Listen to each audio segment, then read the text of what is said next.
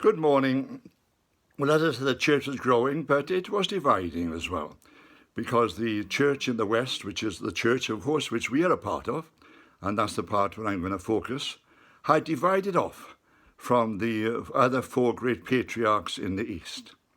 It was a stupid quarrel between two people who should have known better, but human beings are human beings. The church in the West, of course, kept growing and moved out through what is then Gaul and Spain and into Britain. And as it grew, so it took over from the Roman Empire, because the Roman Empire had collapsed and its authority was disappearing. So the church took over this authority and became completely intermingled with the world, so much so that you could hardly distinguish between secular leaders and Christian leaders. But then in the 16th century, a movement started in Germany under a man called Luther. And he said quite simply, the church has gone wrong. It has done things which Jesus never wanted it to do. It has proclaimed as truth things which are obviously not true. It is saying things which are not right. And he again insisted on taking the church back to the early documents.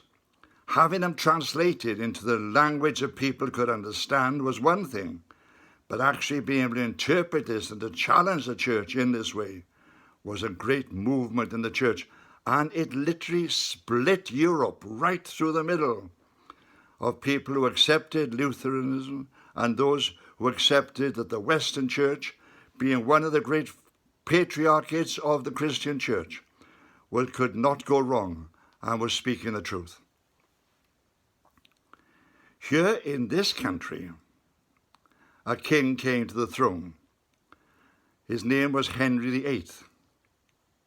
And he, looking at what is happening in Europe, brought out a book, quite simply, though it was probably written by one of his colleagues, Thomas More, or even by his Cardinal Wolsey. They all had a part in it. But he brought out this book in defense of the seven sacraments, that he called it, as he tried to show why Luther was wrong in what he was saying. Because of the sort of theological discussions going on in Europe at that time, the Pope in Rome, the Patriarch in Rome, gives to Henry VIII the title, Defender of the Faith. And if you look on the coins of the present day with the Queen's head on it, you'll see that that title has been passed down through the generations. She too now has the title, Fidei,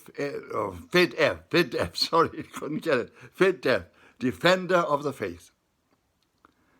But of course, even after bringing out this book, Henry VIII had problems. He had decided that he wanted an heir, and his wife was not producing him a male child. She had a female child, but he wanted a male child. And we all know the story about how he managed to outlive some and had others executed, wife after wife. But in order to do this, he had to literally break with the church in Rome. So he decided he would establish himself as the head of the church in England. It's a big step.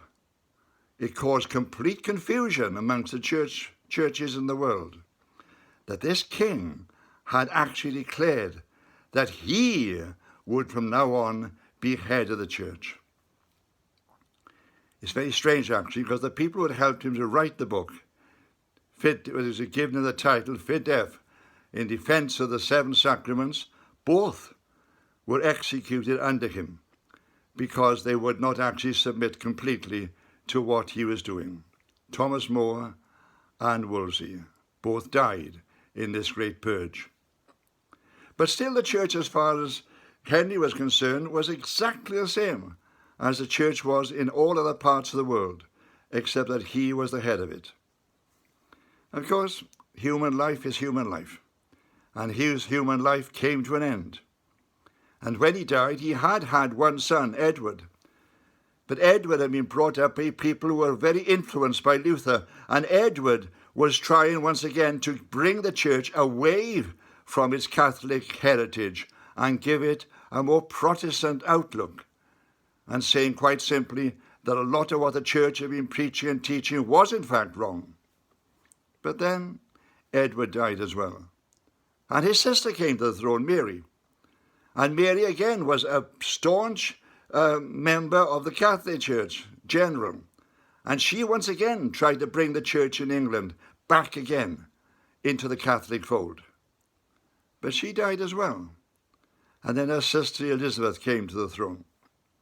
And Elizabeth, realizing that this had to stop, this swinging back and forth, otherwise there'd be no uniformity in Britain, decided to establish what is now known as the Church of England, a church which kept the main sacraments of the church, but in fact had split once and for all from Rome. Because of this split, of course, the Pope in Rome encouraged places like Spain to invade Britain to try to bring it back. But that was not to be. The Church of England was established and could not be stopped in its history. Amen.